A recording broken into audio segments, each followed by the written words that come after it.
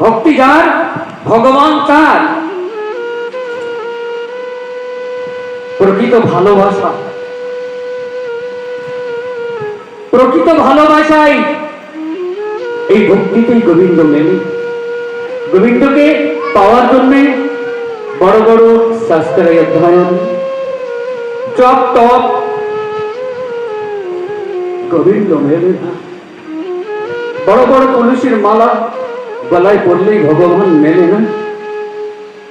দাদা সঙ্গে তিলক বললেই গোবিন্দকে মেলে না। গোবিন্দকে পাওয়ার জন্য একটাই বস্তু, প্রেম ধন। এই প্রেম ধন যে লাভ করেছে গুরু কৃপাতে, তিনি গোবিন্দ লাভ করতে পেরেছেন। বাহ্যিক জগতের সমস্ত কিছুর মধ্যে থেকেও অরহ তুষের অনল ন্যায় তার হিয়া শুধু কাঁদতে থাকে।